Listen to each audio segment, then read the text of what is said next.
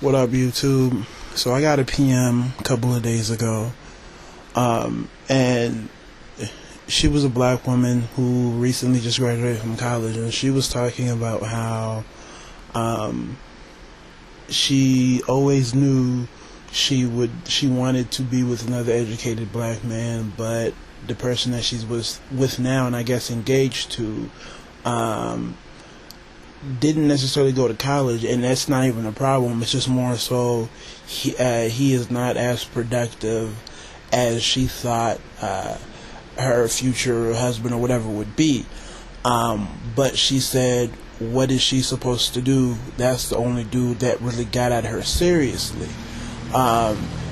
And your situation, I'm not trying to point you out, but your situation is the epitome of what I see. Okay, going to school, a lot of the black women that I was around weren't even going off and getting white men. They were choosing to enter some sort of relationship with black men who were not on their level, to the point where a lot of them are now having children, to the point where I think this is the new growing trend: professional women having children out of wedlock. Some are even getting engaged. And I'm looking and I'm like, it's further, serving as examples of how we get disrespected. Now, you come on and you say, he's the only one that got at you. But how? I remember when I graduated, I had friends who got into the cell phone industry. That's when it was really blowing up. And I had friends who were, got jobs here and there, and they were making maybe 24,000 a year, which is pretty good for somebody just getting out of high school. So they were able to have the newest clothes, put some 20s on their whip, and all this other stuff. So they had money to do some of the things, whether it's go to a club or take a chick out to like your little mini vacation and all these other things, because they had money, right? Simple. They had cash in their pocket. Their money wasn't tied up in school fees and books and rent like mine was. So when it came to courtship, they were able to do a whole lot more.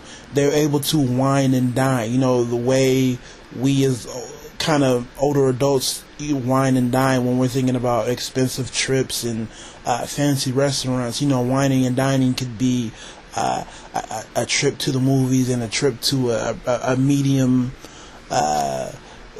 class type of restaurant. Okay, and they were able to be the person to be on the phone 24/7, because outside of work there was nothing more they had to do. So they can wait around. Okay, they can be that dude that can, how can I put this, be on your jock. Like I said before, coming on campus, if you saw a black dude, it wasn't guaranteed that he was another student.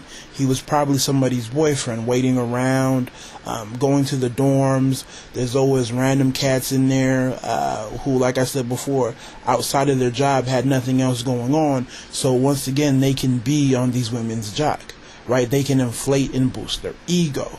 And we get a bad rap because you guys, like you have said before, we don't compete and we don't go after you. And like I said, it's insulting.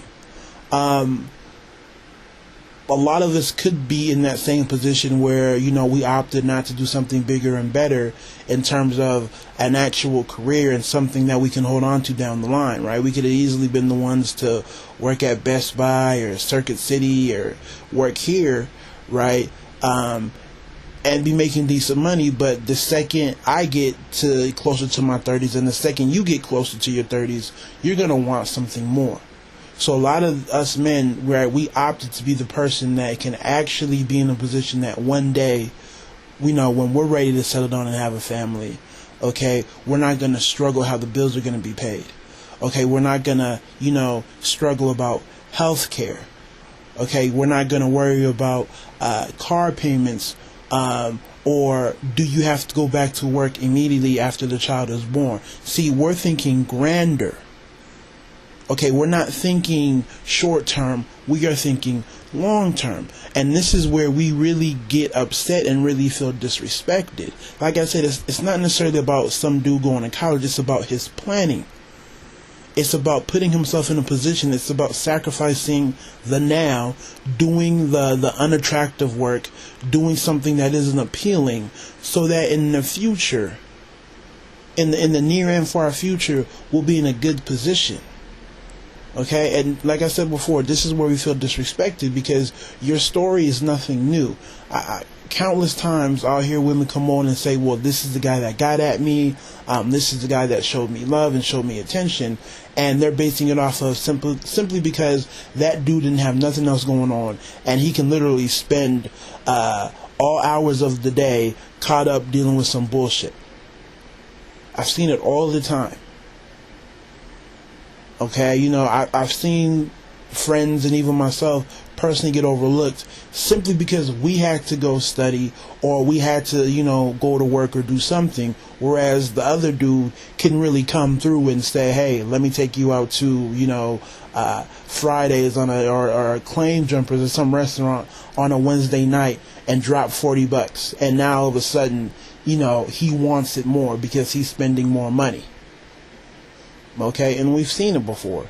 And like I said before, that's gonna fail eventually because when you get older, okay, and when you want more, they're not gonna be able to provide you with more because they didn't set themselves up to do so. And then it looks like we're the bad guys. Then it looks like we're the ones that abandoned you. We're the ones who shunned you. We didn't want you. We didn't desire you. And it's complete bullshit. It is complete bullshit. The problem is, a lot of younger black women, and I would say black women overall, don't expect a black man to be struggling at any point in time. He has to always be doing well. He has to always be somehow stunning and balling. So I should be able to have all this disposable income so that we can go out to eat and do all this fun stuff at 19, 20, but yet I'm still supposed to be in the classroom performing. Okay, it's not going to work both ways. It's not going to work like that. And you're not going to create false stories and false ideas that give off the impression that we shunned you, we rejected you. The same men that you were with when you were younger are still available. Those are the men that you need to figure out what's going on. Okay, but the whole reverse psychology, oh, you shunned us, is complete bullshit. Like I said, most of my friends and even some of my acquaintances can give you at least twice where they've been overlooked or dissed for a dude who wasn't necessarily doing anything long term, but had short term money. Okay, so she got used to the trips to Disneyland. Keep in mind, I'm from Southern California, and the mini vacations. She got used to it. Okay, she forgot that she is struggling, and she forgot that the dudes that she's in school with are also going through the same process. So I want to end the video here. You know, I'm not attacking you, but I just had to use your story as an example of what's going on and why a lot of black men get upset. Okay, because you guys are automatically assuming that because when you're younger and a dude has more money to spend on you and has more time just to, you know, have random conversations and be up at all times during the night, texting you or talking to you, he wants it more.